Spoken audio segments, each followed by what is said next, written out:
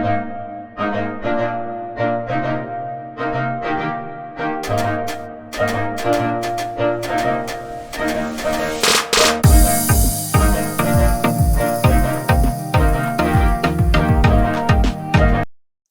right, and we're back, sports fans. Welcome back to Unfiltered, newest sports podcast with unfiltered and unbiased information. Thank you guys for spending some of your time again here with me today.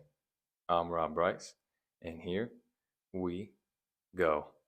Man, it's good to be back, guys. It's been a little bit of technical difficulties here the last few weeks in the podcast room. Couldn't get the podcast studio to work, had to get the big dogs to come out here and fix it. So I believe they did. Hopefully everything uploads here well this week. And you can add it to where Rob was wrong. I was recording last week on my phone for the YouTube and somehow did the whole thing. Went to go, check it out afterwards, and it stopped recording about 40 seconds in. Just a bad couple weeks, man. Bad couple weeks. Cowboys lost to Arizona the other week. I was talking about that. I swear, man, I was beating us down. You guys, unfortunately missed it. The only one that heard me was me, myself, and I. But getting into today here, guys, going to talk about Zach Wilson and the Jets. Going to get into the Cowboys. I'll get into how they lost last week too. Don't worry, I'm not letting them off the hook. We got some NBA news. This is great, man. Finally, something else other than football is coming out. And then going to go into my staples as always and end here with the Chug Bet of the week.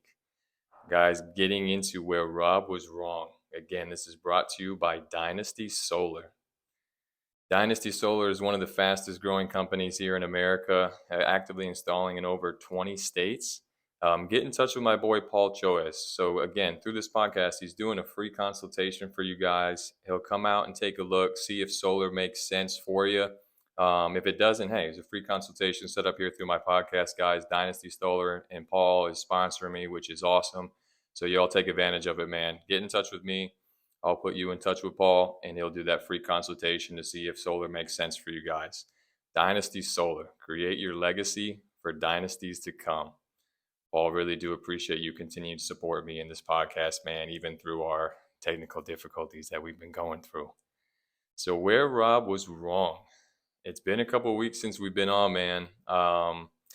Last week, I went ahead and did post my bets of the week up on my Instagram. For anyone who doesn't follow me, please give me a follow on Instagram. It's Unfiltered RB3. Go ahead and search for me. I posted on there, and the only one that I had wrong, and man, Mahomes really messed me up, was the Chiefs minus 9.5.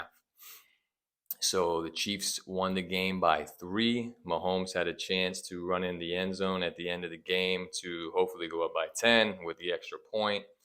Decided to slide on the 1 or the 2 yard line, whatever it was, after he got that first down and the game was over. I mean, that's what you're supposed to do as a football player, right? They don't care. They don't care what Vegas line is. They don't have money on the game, hopefully. Otherwise, the NFL will suspend you, even though they did just make some new rules. Got to check those rules out. But my boy Jamison Williams, he's coming back, man. Went from 6 to 4. I got him in fantasy. So whatever they did on that rule change, I'm happy. But that's where Rob was wrong here, guys. Also, you can add it in that I've been gone here the last couple of weeks on YouTube and on Spotify. So I'm happy to be back in here, man. Hopefully we'll get some more where Rob was wrong for you guys going forward here. Coming into my first topic, we're going to hit on the AFC East because I do want to talk about the Dolphins as well as Zach Wilson. We'll talk about the Bills as well. So let's get into, we're just going to label this one AFC East, guys. Here we go. And we'll hit with Zach Wilson first. I really felt bad for the kid, man. This kid is just getting absolutely bashed from everyone. I mean, even after that game, he played great, and we'll get into that. You had Rodney Harrison, Hall of Fame safety, back in the day, is talking to Chris Jones of the Chiefs after the game, and I don't know if he's trying to bait him or what he's trying to do, but he's basically trying to make Zach Wilson sound like garbage. He literally did say garbage while watching. He's like, you got to be watching film and think this kid is garbage.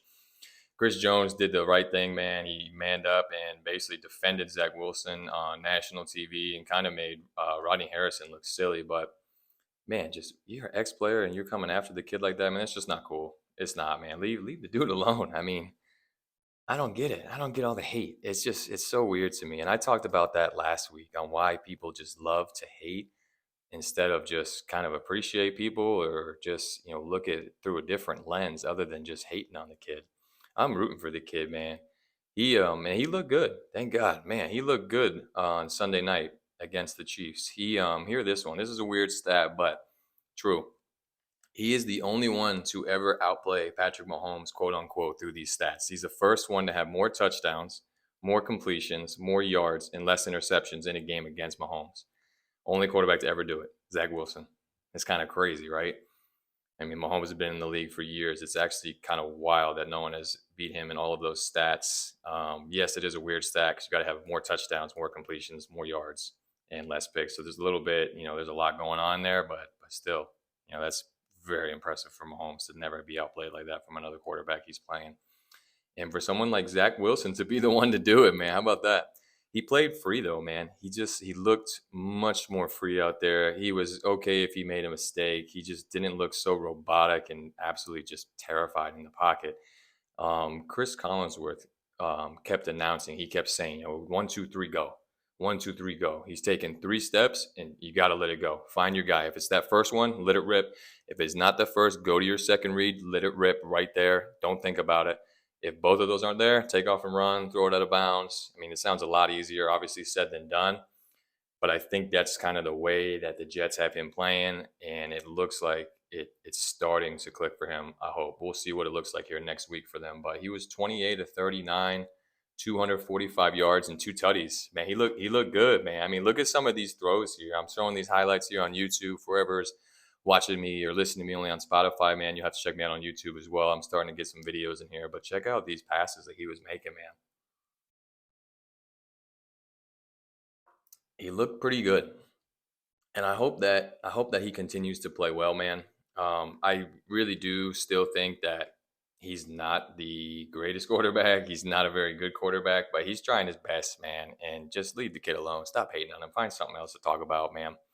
Dude's doing his best. He was not expecting to play this year. He was hoping to learn another year or two from Aaron Rodgers before he comes back out there. I mean, the kid played at BYU in college. He was the number 2 overall pick in the draft. He got thrown in way too soon. The dude just needs some more time to develop. And again, we talked about this on some of my old podcasts. Usually it's 3 years, 4 years to develop, and then you let the guy go out there. If he's not that dude right away, not everybody is a Trevor Lawrence. Not everybody is a Joe Burrow. Not everybody is a Justin Herbert, where you get the kid and you play him right away and he looks freaking great. It's nice when you get that, but sometimes you got to develop these guys. And this is on the coaching staff just as much as it is on Zach Wilson, man. Give the kid a little bit more time. But with that being said, the Chiefs, they did what they needed to do. They got the win. There were a couple just horrible calls at the end of the game, man. These are the type of calls, man, where if I'm watching that game at home, I'm screaming at the TV. I'm a freaking lunatic when it comes to stuff like this, man. So check out these 2 videos here, man. This one on the holding call here on number 11. I mean, they're literally, this guy, he's being held back. I mean, he's trying to go right to get to Mahomes. And Mahomes has all day in the pocket here. You can clearly see this dude's tugging his jersey. The dude throws up his arms, and then, the offensive lineman takes over from there. He starts pushing him back. That is good. Like, that wasn't a hold. But before that, man, he's literally got a hold of his jersey. What are they looking at? And then to come back a couple plays later, and they go at Sauce Gardner. And Sauce is talking after the game about how they didn't go at him all night. And all of a sudden they come at him towards the end of the game, fourth quarter, crunch time. And they call this hold. And I mean, is it a hold?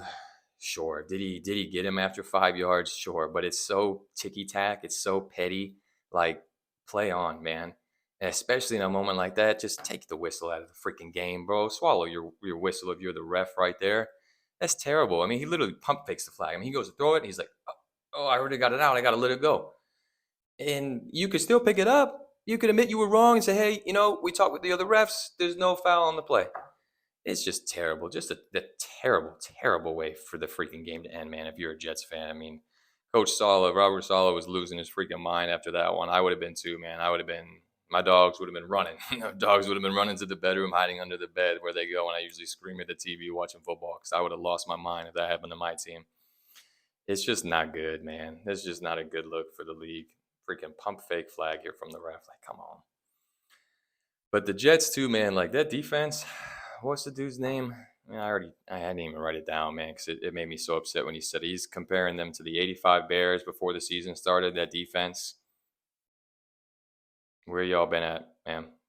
It's time to shut up and go play, man. Like y'all crown yourselves one of the greatest defenses put together before the season even started, and you're not backing it up. You really need to help Wilson out. You got to get some turnovers, some pick sixes, fumbles, sack. I mean, anything would be nice to give the kids some short field position, man, and get them going. Like you all got to stop letting these teams go over you. It was 17-0 before. I mean, geez, before the game even started, it was 17-0. I mean, for Wilson to come back, I mean, they could have very easily just caved in and got absolutely shredded the rest of the night. But that defense needs to step up, man. Y'all talked all that smack. You need to start playing like it. And then let's get into this Dolphins-Bills game. The Dolphins, and I hit on it last week too, and I can't do this podcast, hopefully now that we're live, and not talk about it. I mean, Miami put up 70 points last week. That was unbelievable what they did. 10 touchdowns. I mean, 70 points. It was the first time since 1966 a team put up 70 points. The record was 73. Miami was only 3 points away from that. And what the Dolphins have been doing before this week against the Bills was nothing short of spectacular, man. Tua was first in everything: passer rating, touchdowns per attempt, yards per attempt, yards per completion. You had people like Boomer Eisen comparing him to Joe Montana. The dude is playing great. And I'm not going to overreact to this loss against Buffalo. You know, Buffalo played a great game, man. Stephon Diggs did what Stephon Diggs does, man. 3 tutties for him. He was shredding them, just absolutely shredding the Dolphins secondary. And Josh Allen played a great game, and he didn't turn it over for once. Dude has the most turnovers in the league. People just forget to talk about that because that's not the narrative they want. You know, we want to go other ways with it. But again, don't get me wrong. Josh Allen is extremely talented, one of the most talented guys in the league. When he plays like this, he was 21 to 25 for 320 yards, 4 tutties through the air, 1 tutty on the ground. Yeah, hell of a game, man. He needs to do not obviously that every week. He'd be a god, but he needs to do more stuff like that more often with way less turnovers. And you know, people are talking about how great Allen's been now, and he's getting the MVP race now, and yada yada yada. I'm not overreacting to that stuff, man. He's not in the MVP race for me. If you're going to lead the league in turnovers, which he has since he's been in the league, you are not the MVP, my friend. You are a very, very good player, though. Very, very good player. I mean, you have people like Brett Favre in the Hall of Fame, and he had, you know, maybe the most turnovers as a quarterback starting for that long. Yeah, I should probably pull that stat. We'll add that to where Rob was wrong, I'm sure. But you make the plays. Sometimes you turn it over in big moments. You don't always win. I mean, Brett Favre was great. He was one of the best of all time. Very, very fun guy to watch. He won 1 Super Bowl, and that was it, because he usually had some turnovers in key moments in the playoffs there. And hopefully Josh Allen gets away from that. But to me, until you can get rid of those turnovers, man, you're never going to be MVP. And I think he gets a little too much love for how talented he is. He kind of gets away with things because he's so talented. And then one thing that I didn't really see people talking about is Damar Hamlin is back, man. That's freaking awesome. I freaking love to see that, man. Damar Hamlin literally almost, we won't get into it here, but I mean, literally almost died on the field last year. And for him to come back, for him to fight back and everything that happened to him, and now he's out on the field again, that was pretty cool to see, man, wearing number 3. Love it. Just absolutely love to see that. It's going to be an interesting season, man, in that division. A lot of people are jumping on the Bills now. I'm staying with the Dolphins. I think the Dolphins still win that division. They don't play the Bills again until the last week of the year, week 17. We got to wait a long time for that rematch, but it's in Miami this time. I hope Miami is healthy in week 17, man. Hopefully the whole team can, you know, mostly stay healthy through the year. And then once they get into that week 17 game, man, that could be a good one. That might be for the division, might be for the number 1 seed in the AFC. Could be a few things going on in that one. That's going to be a fun game last week of the year. I'm excited for that. But shout out to the Bills, man. Y'all took care of them. Team was coming in hotter than any team you could, man. I mean, Miami was putting up points galore, just freaking week after week, man, with that offense. Just the fastest offense I've ever seen. And they pretty much shut them down. They pretty much shut them down, blew them out. I mean, it was 48-20. It was a beatdown. So Congrats to the Bills. Y'all did what you should have done at home. You beat a good team, so props to them, man. But we'll see how this season continues. I'm not ready to jump ship yet on Miami. Dolphins fans, hang in there, bro. Casey, I know you were you were hurting, bro. I know you were hurting after that week, but it's all good, man. Y'all are still a very good team. Still got a good record, so let's see how you guys bounce back this week. Speaking of bouncing back, Dallas Cowboys. My Dallas Cowboys definitely bounced back this week, thank God, because it was a brutal week last week, man, after losing to Arizona. I mean, they lost to Josh Dobbs. Yeah, I'm sure whoever's listening to this, even true football fans, you might not even know who Joshua Dobbs is, quarterback for Arizona. I mean, it was absolutely sickening to watch that game last week. Just couldn't believe what I was seeing. It was bad. It was tough to watch. I mean, the defense was reminding me of the years before Dan Quinn arrived. Just Swiss cheese, couldn't stop a nosebleed, just missed assignments, wide open holes they're running through. It was a long day. It was a long week. I'm glad to be back, man. I'm glad to be back. I'm glad that Dallas is back after that win. And again, we're going to pump the brakes. We're not going to overreact on that one either because the Patriots offense is just atrocious, man. Mike, I'm sorry, bro. But yikes, there's just no one on that Patriots offense that scares you. No, literally no one. Not one person even slightly strikes fear into anyone on defense, I'm sure. But they did hold them to 3 points. I mean, they absolutely wrecked them. Defense looked great again. Deron Bland, who I haven't talked about him on this podcast, but anyone who talks to me in real life, I talked about this kid a lot. I really like him. Believe it or not, he's got the most interceptions in the league since he came in the league last season. This kid is good. This kid's going to be just fine replacing Trayvon Diggs. No, he is not Trayvon Diggs. I'm not saying he is. He's not anywhere close to Trayvon. For all you people that really, really hate on Trayvon Diggs, it's about time the media and sports world is finally giving him credit. I've seen a lot of things where he's one of the top 10 corners in the league, sometimes top 5. Usually he's right around 6 to 7, which is where I've been saying he has been for years. For years, man. He's the best corner in the league at getting a turnover. I mean, the dude is just a freak. It really hurts that he's not going to be here this year. But Deron Bland is good. He can play. Most picks in the league last 2 seasons. Keep watching this kid, Deron Bland. I like him a lot. And then Dallas, man, after a loss the last few years here, last 3 seasons, 9-1 after a loss. It's the best in the NFL.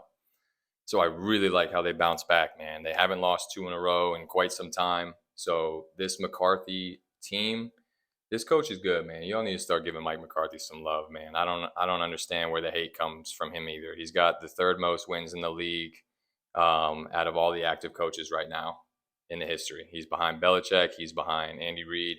And then you got my dude, Mike McCarthy. He's won a Super Bowl. I don't get it. I don't get the hate. The one thing we can continue to hate on, though, with Dallas, man, is them in the red zone. It's still atrocious. Looking at the stats last week, I couldn't find them this week, but Dak's QBR out of 100 is a 3 in the red zone.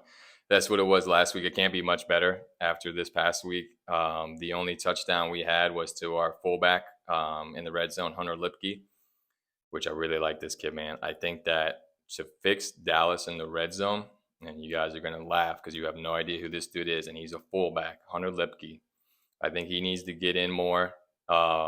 He's a tank, bro. He's just a tank. When you get down inside the 10, inside the 5, you would just need to give the ball to this guy and get the heck out of the way because he's a tank coming through.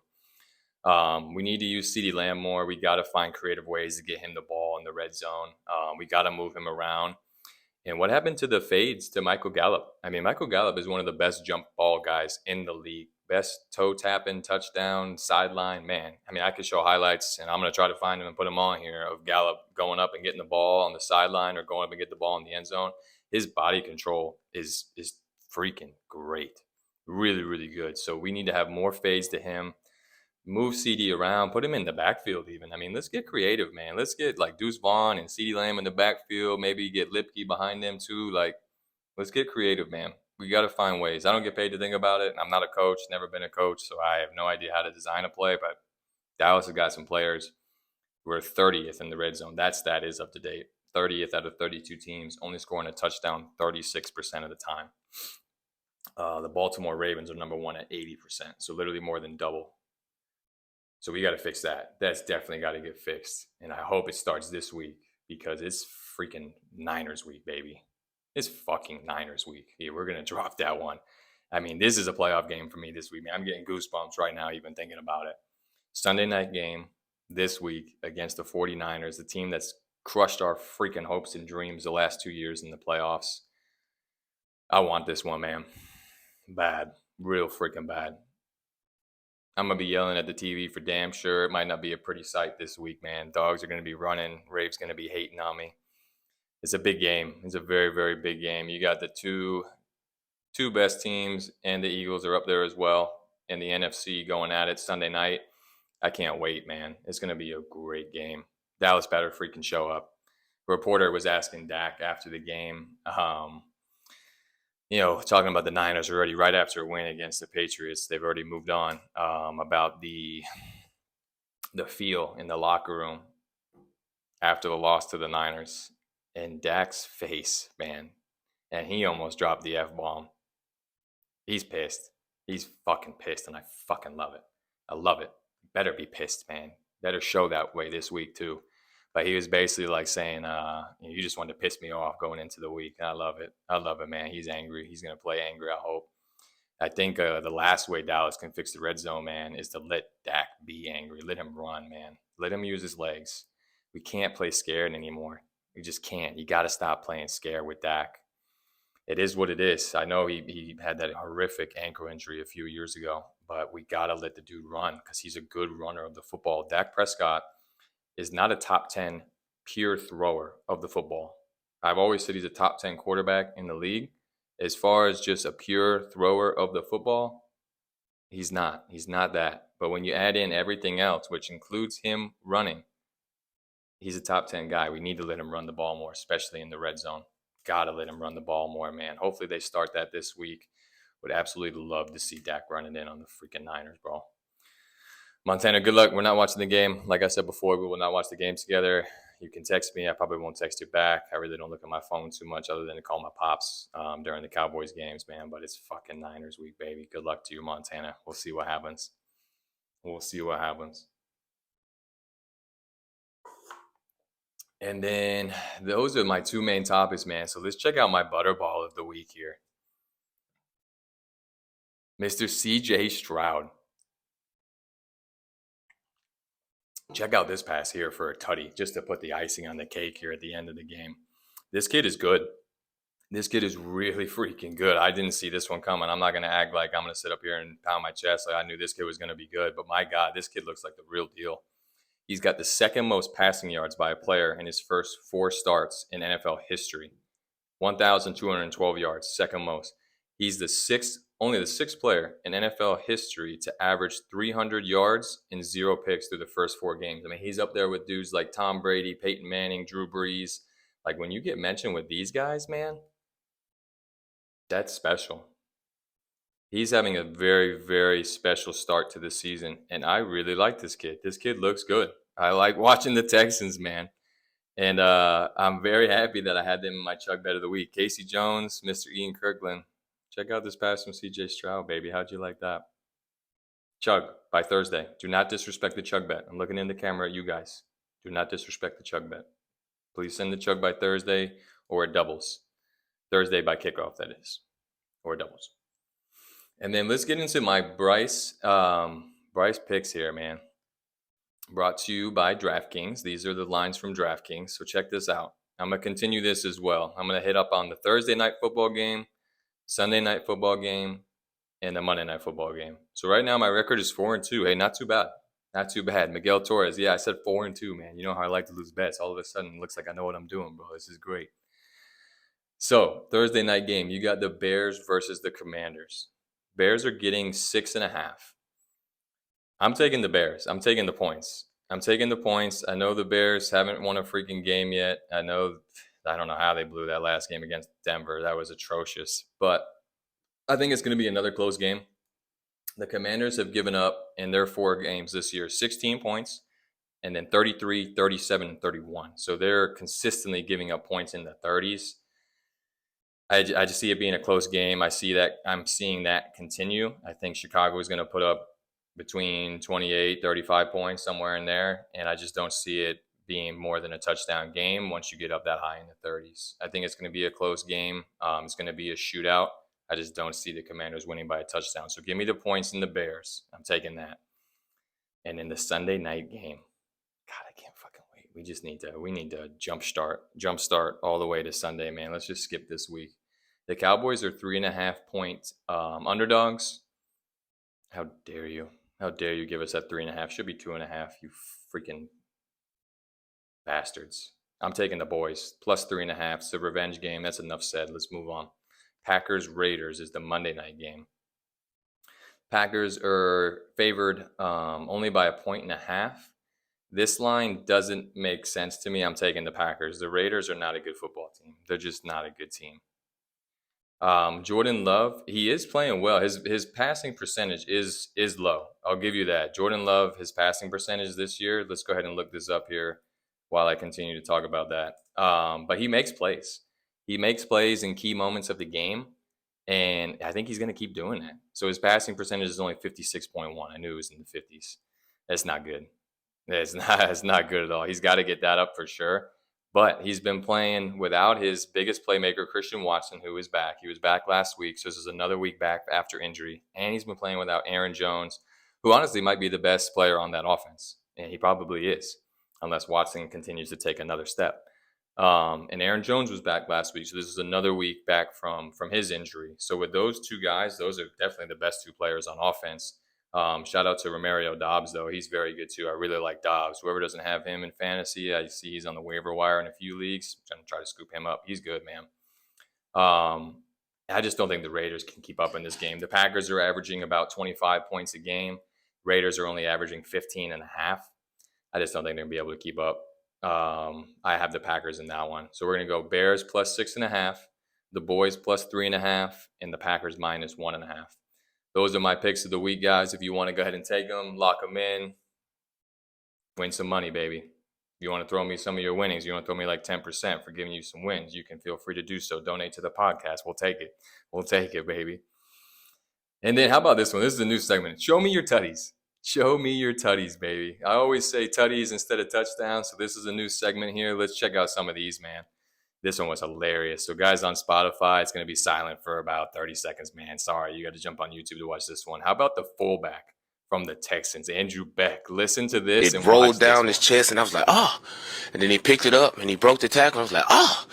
And then he broke another tackle. I was like, oh. And then he broke another tackle. I was like, oh. And he broke another. I was like, oh. I was like, oh, he finna score. And he scored. So hopefully I see that on ESPN Top 10. That dude's reaction is hilarious. I love it. The fullback taking it to the house. And how about this one here from Puka Nacua? Puka Nacua. It's just fun to say his name. Puka Nacua. Man, look at this dude. Where did he come from? This is awesome, man. So he is one of 5 rookies ever to have more than 500 receiving yards in over a 4-game span. Sorry, not 4 tutties. 500 receiving yards in a 4-game span. He's with dudes like this: Randy Moss, Mike Evans, Odell Beckham, Jamar Chase. You get mentioned with them. And where did this guy came from BYU. He had 48 catches and 625 yards his last year in college. He's almost got that already in the NFL, man. He's got 39 for 501 yards. That is the all-time leader in the first 4 games of NFL history in catches and yards. NFL history. Puka Nacua. You can't make this stuff up, man. It's just awesome. And then how about this last one here? The first Toy Story touchdown, baby. You're my favorite deputy. If you ever watched the Toy Story version, look at this one. This is pretty sweet how they did this, man. His AI stuff, whatever this is. I mean, this is some cool stuff here. And a great move by Trevor Lawrence to get out of the pocket to throw that one to Ridley. And that's it, man. Ridley, Nacua, Andrew Beck, way to show your tutties, baby. Show me your tutties. We're going to continue that one. And going into my last topic of the week here, guys. It's the wrong Dame time zone.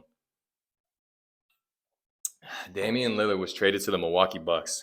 God, this hurts to even talk about, man. Dame and Giannis are going to be nasty together, and we'll hit more on this too. I want to get much more into this, but just got to talk about the NBA for a little bit here.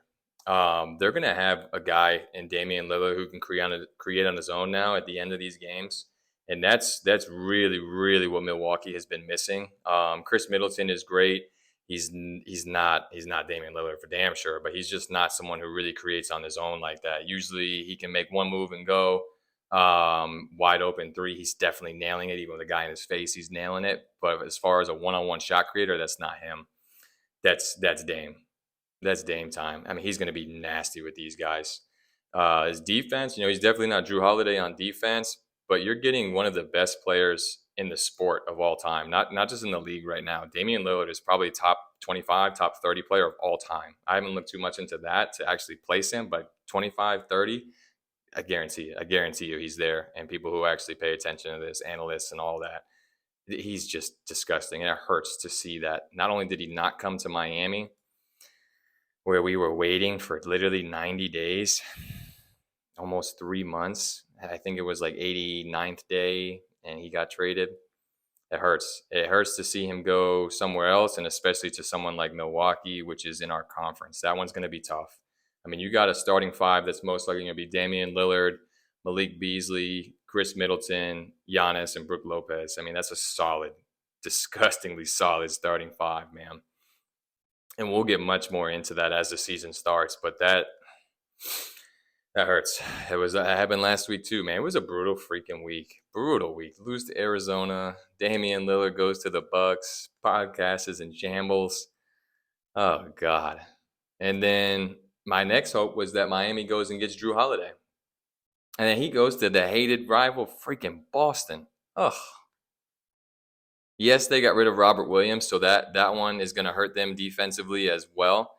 And I actually kind of like that because every time Miami would play Boston, I mean, that man would abuse us down low. I mean, he is a wrecking ball down there. He's a force.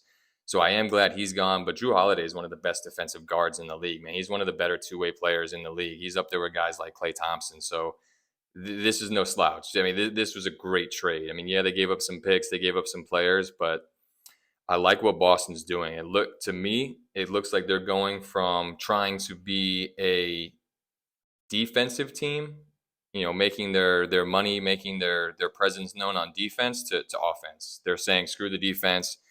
We're going offense. They're still going to be pretty good on D, but this offense is going to be nasty. I mean, your starting five is probably going to be Drew Holiday, Derek White, Jaylen Brown, Jason Tatum, and Kristaps Porzingis. If Porzingis can get back to his old days, like he was with the Knicks, this is going to be a dangerous team on offense. And then if they want to go big, you slide Porzingis down to the 4 and you bring out Big Al Horford, and you got Drew Holiday, Jaylen Brown, Tatum, Porzingis, and Al Horford. Either way, those two lineups are nasty, man. The East got a lot better. And Miami stayed packed, but I'm going to believe in them, man, because I got our guy Jimmy freaking Butler. I don't know what the hell he was doing on media day. Look at this, man. What the hell are we doing, Jimmy? He reminds me of Peter Parker from Spider-Man 3 here with this, man. The angry black Spider-Man suit. I hope that he plays angry, man. I hope he plays angry because I'm pissed. Just like a lot of Heat fans, I know Jimmy's pissed. So I hope he plays that way this year, man. I hope he plays freaking angry. He said we're winning it. He said we're winning it this year in the media conference. And every time he's been right, man. He said last year how we were a shot away, but this time we'd make it to the finals. This time he's saying not only are we going to get to the finals somehow, some way, but we're winning it. And I believe it, man. Our Heat fans, we're going to stick with it. All we need is just some continued development in that Miami Heat culture. We have the best coach in the league. Yes, I said it. We have the best coach in the league in Eric Spoelstra. We need Bam to take another step. That 15 to 18-foot jumper, he's got to be automatic with that. He's got to be like Chris Bosh with that. And that 15 to 18-foot range, man, from all over, not just from the front, not just from the elbow, from the corners. It's got to be all over the court. That 15 to 18-footer, we need Bam to be able to make that shot. That way teams can't just play off of him. If they get up on him, that just opens up everything. It opens up the lanes. It opens up his passing ability. He's got to make that shot. I really pray he's been working on that, and I'm gonna assume he is because I'm no coach. I'm no scout. I'm assuming the team knows that he needs to make those shots, and he can. He can make that shot. Hero, we need him to take another step. I hope he plays pissed off, man. Poor Tyler Hero. He's literally been in every trade rumor forever. You got Bradley Beal, you got Kevin Durant, you've got Giannis, you've got this recent one with Lillard. He's always based around this, and the man just keeps coming back. kid just keeps coming back and keeps fighting. He doesn't say anything to the media. He always says the right things when he is up there talking. I hope that he takes another step, man. He needs to play like an all-star. We need him to play like an all-star, and it looks like he's going to be starting for point guard this year. Is the early rumors, and I like that. Put the ball in this kid's hand. I like it a lot. He's got to bulk up for sure. He gets pushed around way too much when he's driving in the lane. He gets pushed around way too much on defense. So hopefully he's bulked up a little bit. Seen some photos, but with Photoshop and all this crazy stuff, who knows what's real? But it looks like he has bulked up a tad. But we need him better on defense. And then we just need one of these young guys to step up, man. We need the next Heat culture guy that always seems to show up these last couple of years that the media just salivates over. We got someone like Highsmith, our mini Joker, Nikola Jokovic. We've got Jaime Jaquez Jr., Orlando Robinson, or Thomas Bryant. And a name to keep a lookout is Jamal Cain. Go ahead and look out for Jamal Cain, too. One of these guys is going to be the next Heat culture guy. I don't know who it's going to be, but one of them is going to step up. One of them is going to go ahead and make a name for themselves, and that's all Miami needs. Our starting five is probably going to be Tyler Hero, Josh Richardson, who I'm glad to have back. I know loyal Heat fans, you remember Josh Richardson, Jimmy Butler, Kevin Love, and Mr. Bam Adebayo. I like that starting five. Great defense, great offense. We just need some players to step up. Hopefully we can do it. And then going into my Chug Bet of the week, and we're a quarter of the way through the NFL season already. I know there's 17 games now, but we're going to say we're a quarter of the way through. Or 17 weeks now. Or 18 weeks, 17 games. Jeez, man, my bad. But I'm going to say we're a quarter of the way through. So I'm going to go ahead and give you my top 10 teams quarter of the way through the season. So here we go. At number 10, Spence, here you go, bro. The Tampa Bay Buccaneers. Your Bucks are in my top 10, man. Baker Mayfield, he's doing enough to get it done. You still got guys like Mike Evans, Chris Godwin. I like the tight end, too. Cade Otton, he's not bad. The running back, Rachaad White, he's also good. The defense is killing it. I think y'all are allowing like 17 points a game. Tampa Bay Buccaneers, number 10. At number 9, I got Seattle Seahawks. They went ahead and shredded the Giants last night. AJ, it's definitely hockey season in the household, I'm sure, after that, man. Seattle Seahawks coming in at 9. At number 8, we've got Lamar Jackson and the Baltimore Ravens. This team is playing well, and they're still missing guys like Odell and Rashad Bateman. And obviously, J.K. Dobbins done for the year. I don't think they make a trade for a running back, but if they did, could you imagine if they go get someone like Jonathan Taylor? Yikes, that would be nasty. Ty, what do you think of Jonathan Taylor to the Ravens, man? That'd be nuts. At number 7, Detroit Lions, baby. And I wanted to put them higher, but for now, top 7 I think is going to be good enough here for Detroit. They beat the Packers in Lambeau. That was a huge win for them, man. Just emotionally to go into Lambeau and beat up on the Packers the way that they did. The Packers have owned them for years. The game starts out with Goff throwing a pick. I'm like, oh boy, here we go. The Packers still own them. Nope. The Lions absolutely dominated after Goff threw that pick early on in the game. At number 6, this might be where some people raise some eyebrows. I got the Buffalo Bills. Buffalo Bills are coming in at number 6, even though, yes, you did just beat the Dolphins. I've got them ahead of you. Just hang on for now. I'm telling you, I'm going to do things differently, man. This isn't no like college ranking where you beat a team and I'm going to put you over them and whatever. No, this is how I feel the top 10 is record-wise or not, just based on what I'm seeing. Because if we did that, how would you not have the Lions over the Chiefs, guys? Has anyone seen the Lions be over the Chiefs in any rankings? No, even though the Lions beat them. So just because Buffalo beat Miami, I'm not putting them over them quite yet. Number 5, my Dallas Cowboys. Still got something to prove. We've had 3 blowout wins and then a loss to Arizona. Haven't really played any great offensives yet, though. Daniel Jones and the Giants are atrocious. Mac Jones and the Patriots are atrocious. Zach Wilson and the Jets on offense are also atrocious. And, I mean, I don't know how we lost to Joshua Dobbs. God, it still hurts to think about. But they're not just beating teams. They are beating the brakes off of teams. I mean, they are bludgeoning? Yeah, whatever the word is. They're beating up on teams, man. So, yes, they haven't played a great offense yet, but they're not just winning games. They are just absolutely beating teams down. Like, they put Mac Jones on the bench. You don't see that a lot, starting quarterback-wise, go to the bench third quarter. At number 4, Miami Dolphins. Miami Dolphins. They still are up there, man. They got my top 5 Miami Dolphins. This offense is special. I think this offense is going to be the best in the history of the NFL. They're going to put up points, yards. Statistically, they're going to be one of the best teams in the NFL. I think they break some records this year. I think Tyreek Hill is going to be the first over 2,000. I don't care that they just lost to Buffalo, man. It was in Buffalo, coming off a 70-point week. Everyone's blowing smoke up their ass. Same thing that Dallas happened week before, man. You're blowing smoke up. They start buying it, start drinking their own Kool-Aid, and you go out there and you lay an egg. Casey Jones, stay positive, man. I got your Dolphins at number 4. At number 3, it's Patty Mahomes and the Kansas City Chiefs. I mean, they're the reigning Super Bowl champs. They've only got one loss on the year. The defense looks good. Chris Jones is back. I think they're going to be a top 3, top 4 team all year long until someone dethrones them. If they have a receiver step up, or God forbid, please, football gods, don't let the Chiefs get someone like Jonathan Taylor. I mean, it could be over. If they get a receiver or a running back, it's over, man. I mean, Patrick Mahomes is just the best, man. He's doing this with no number 1 receiver, no number 1 running back. He's got Travis Kelce, and they've got Taylor Swift, the Swifties. Oh, I had to say it at least once, right? It's the talk of the town. Number 2, Philadelphia Eagles. Jalen Hurts and the Eagles are at number 2. They're one of the 2 undefeated teams.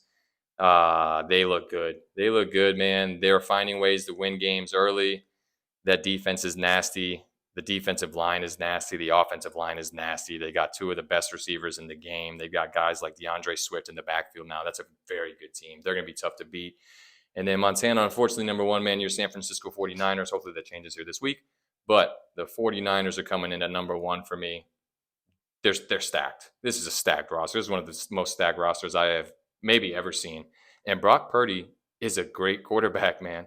He is really good. The dude just has not lost. He's, what is it, 8-0 now, 9-0? And regular season starts. The dude just doesn't lose. I don't get it. He was the last pick of the draft, Mr. Irrelevant, and he don't care. He does not care. He is doing great every week, man, and no one has figured out a way to make him look bad, so he's good. He's good, man. So that's my top 10, guys. Let me know what y'all think. Shoot me some comments, texts, messages, like, subscribe. Come on, man. Reach out to me. Let me know what you think. And then my Chug Bet of the week. And I can't go without saying again, Mr. Casey Jones, Mr. Ian Kirkland, please send your Chug by Thursday, my friends. And you will be blasted on my social media on Instagram. Anyone who wants to see these 2-man chug, follow me on Instagram. My Chug Bet of the week is the Cowboys over the Niners, man. I'm going homer on this one. Whoever wants it, let me know. I'm sure it'll be blowing up because you guys all like to talk trash about my boys. It's really some of the only time I hear from some of y'all is when Dallas loses. Some friends, you guys are, huh? I'm just playing. I'm playing. I love it. I love the hate, man. But that's my Chug Bet of the week. Cowboys over the Niners. Let me know who wants it. Shoot me a text. Shoot me a comment. Like, subscribe, guys. I got my YouTube up here. This is what it looks like. We're at Unfiltered_RB3. Got 23 subscribers. Would love to see, let's just be modest. I would love to see 30 by next week. You guys can blast it out, man. Share it in your group chats, your work, everywhere, man. Blast me out. Just ask them to follow. I don't even care if they listen right away. Blast me out. Let's see if I can get to 30 by the end of the week. That's all I've got for you here, guys, this week. Thank you all so much for listening. It really was good to be back, man. I hope there are no more technical difficulties in this studio. Guys, thank you for listening. I'll see you all again next week. You all take care until then. All right. Bye.